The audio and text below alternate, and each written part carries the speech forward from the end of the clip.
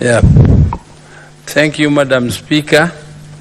Madam Speaker, I rise to support this motion at this time when our country is going through a lot of stress, and it is a time for reflection, Madam Speaker. Madam Speaker, this thing has not started today. It has not started with this regime. It has not started by the previous one. Madam Speaker, this is something which has been going on for years and years, regime after regime, coming in, and they are not listening to the people. Madam Speaker, this is because our people have not seen the independence they fought for. People thought they had gained independence, but Madam Speaker, when the leaders came in, leaders started with greed. They started with land grabbing, Madam Speaker, with nepotism, tribalism, and open corruption. Madam Speaker, this is what has accumulated. It has accumulated, and it has been bubbling beneath, and finally it has come out to burst. I remember the previous president, Uhuru Kenyatta, told us that there is a force coming underneath, which is the youth, and they have issues. And if their issues are not addressed, Madam Speaker, it will burst one day, and it will tear all of us into pieces. Madam Speaker, this morning I was impressed by what our majority leader said.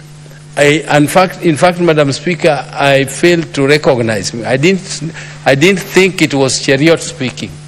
I thought, Madam Speaker, that it was somebody who is born again, somebody who is reincarnated, and somebody who is, for Alwale I know because we have been with him. I know sometimes he changes just to please the bosses, but I know he knows exactly what should be done. Madam Speaker, I was so happy, and I'm so happy that Parliament and the Senate is waking up to its role.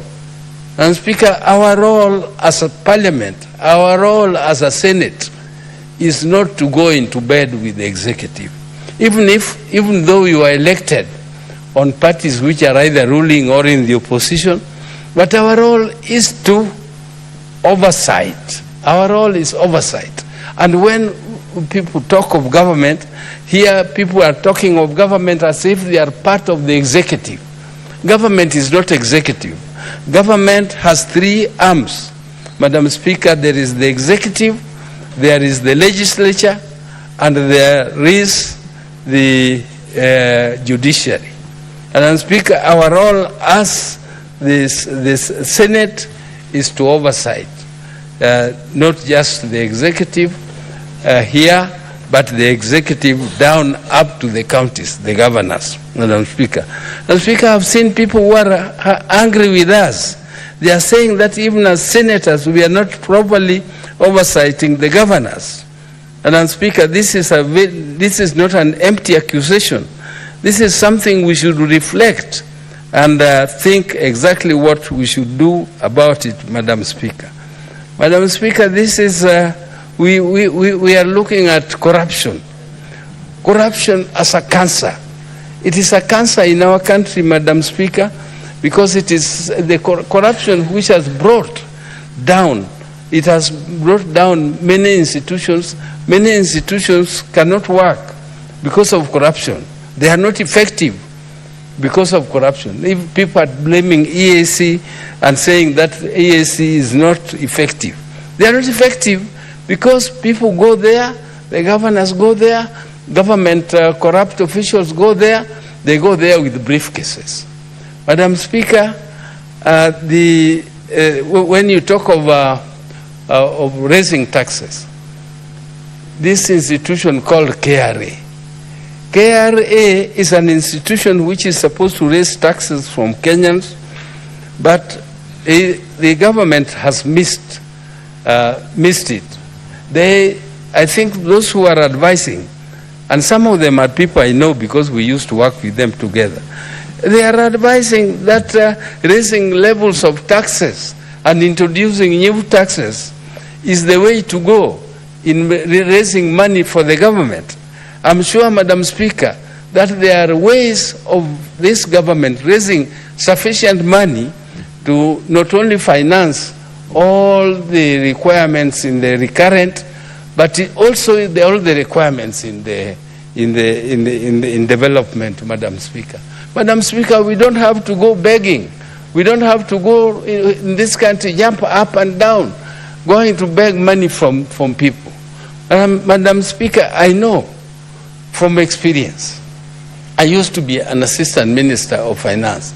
Madam Speaker, I can tell you that within less than, when we came to the office, this government was collecting, I mean, the economy was growing at -% in GDP. Madam Speaker, within less than 10 years, the economy was now growing at 7.5%, almost 9%, Madam Speaker. Madam Speaker, this is because of sealing the loopholes for corruption. If I know, I can tell you, Madam Speaker, that when this thing called Harambee, Harambee is one of the conduits of corruption. And the way it was dealt with at that time by the president was first to give instructions to all public officers that you participate in Harambees. You can contribute money in Harambees, but don't go there as guest of honor. Don't go there with monies that have been given, this have been sent by so-and-so, sent so-and-so. The so-and-so you are giving money from are the ones who have corrupted you because they came for you for free service, and instead of giving them free service, you ask them for bribes in order to get those services. Madam Speaker, I can also tell you that corruption starts from the top. The fish rots from the head. If you are head of an institution and you are corrupt, there's no way you are going to deal with people beneath you and instruct them not to involve in corruption. If you are the head of a ministry, there's no way you are going to instruct people below you not to be corrupt when you yourself, they know you are corrupt. Madam Speaker, there's no way if you are the president of the country, people think and have that perception that you are going to tell them not to do the same. Madam Speaker, this thing called corruption starts with supplies. When you go to supplies, the issuing of contracts, you find people are lining up. Contractors are lining up in big offices with briefcases. And those briefcases, if they are stopped, those contractors will do a good job, they will do quality work, and the people will get quality, will get value for their taxes, the taxes they pay. Madam Speaker, you cannot be asking people to pay taxes and they don't see the result of the taxes they pay. They don't see the benefits of those taxes which they pay, Madam Speaker. Madam Speaker, I know that I was living in a country where the president said that there will be no briefcases to his office. Any contractor who went to his office, he told them, please go and do your work. I don't want you to come to my office for anything. You go and tender, go and do proper tendering, and if you win it because you deserve it, get the job and do it as you should. Madam Speaker, within a very, very short time, that country was raising sufficient money to pay for their recurrent expenditures fully, to service their debts fully without any stress. They were paying for their development budget almost 95%. Madam Speaker, when I was in government here, Madam Speaker, we managed to raise sufficient money to service our debts comfortably. We managed to raise sufficient money to pay salaries and recurrent expenditures comfortably. And the development budget was being financed 90% from our own budget, Madam Speaker. What happened? This is because anybody, any minister who was mentioned in case of corruption was asked by the president himself to step aside until investigations are complete. Madam Speaker, you had to step aside until investigations are completed. If you are cleared, you come back. If you are not cleared, you don't come back to the office. Madam Speaker, there was a time when my own minister, Amos Kimunya, declared that he will not resign even though he was being mentioned in some cases of corruption. And he said he would resign over his dead body, that he would do it over his dead body. But Madam Speaker, the president insisted that he must step aside.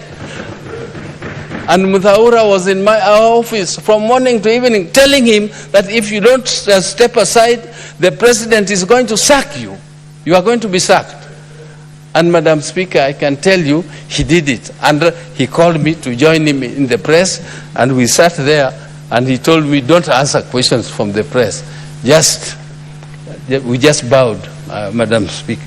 Madam Speaker, it is therefore doable. It is doable if we can clean ourselves and be very strict that if you yourself, you have been mentioned in corruption, don't wait to be sacked. Step aside.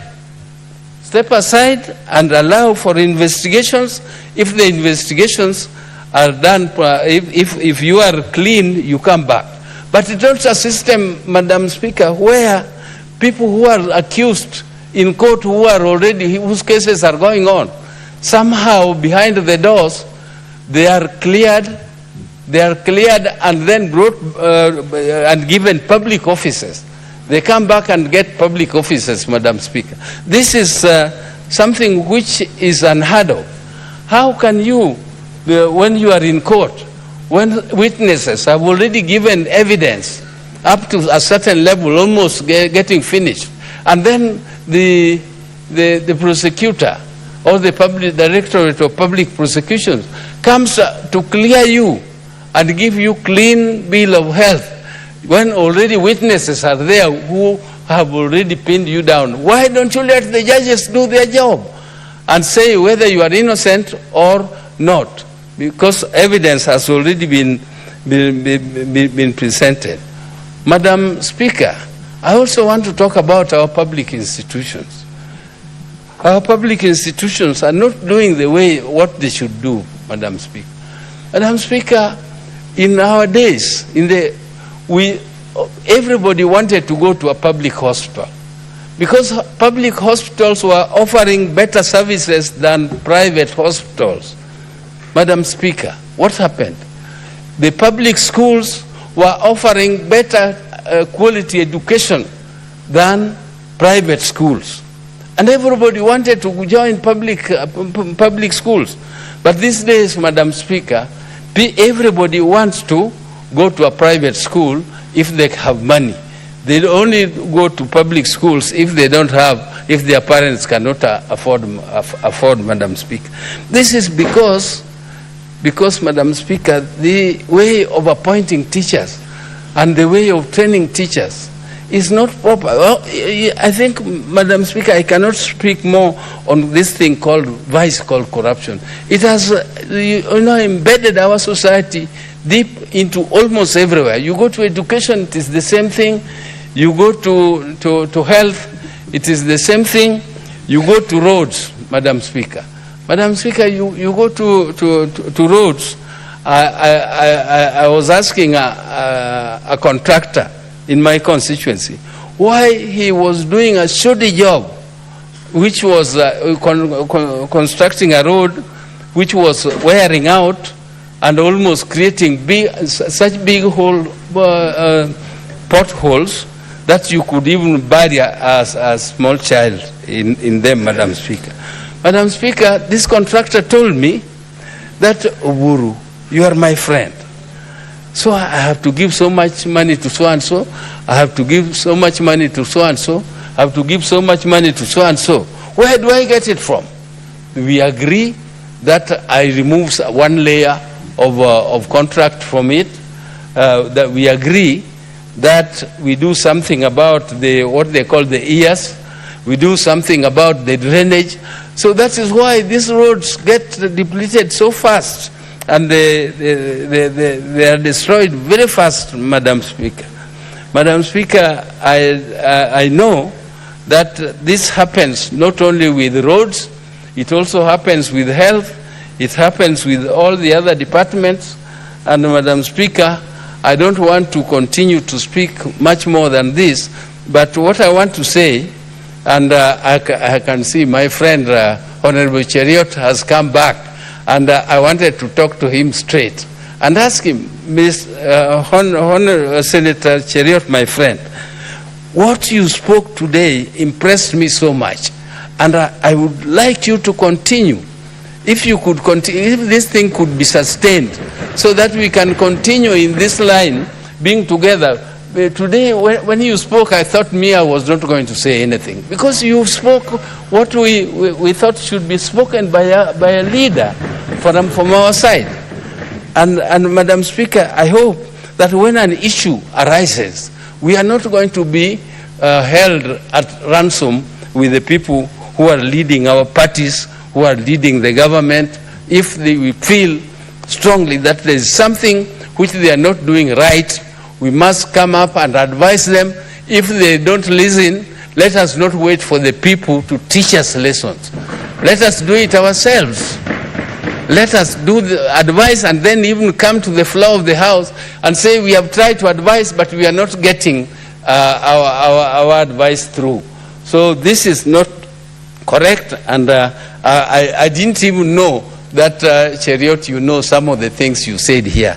I thought you people, the way sometimes you even interrupt us from saying anything, I thought that perhaps you didn't know, particularly Cherargei. I didn't know he knows all these things which he was speaking about here. So Madam Speaker, I want to end there by supporting this motion very strongly, and I hope that the people who are up there, sometimes people speak here, instead of speaking to us, they are actually speaking to the authorities up there. What they want is to, some of them like Tabitha, they are nominated, so they want to be heard that we are defending, but at least you are not nominated to come and defend. You are nominated to come and defend the people of Kenya and defend the interests for which you are nominated. Don't come here to defend system, because what you do here will go on record, and that is what will make you either catapult and go further and further, higher and higher, or go down into the drains. Madam Speaker, thank you, and I support. Thank you, Senator Oburu. Senator Aaron Cheruiyot, you sound like a new convert before Senator Oburu. Senator Tabitha Mutin.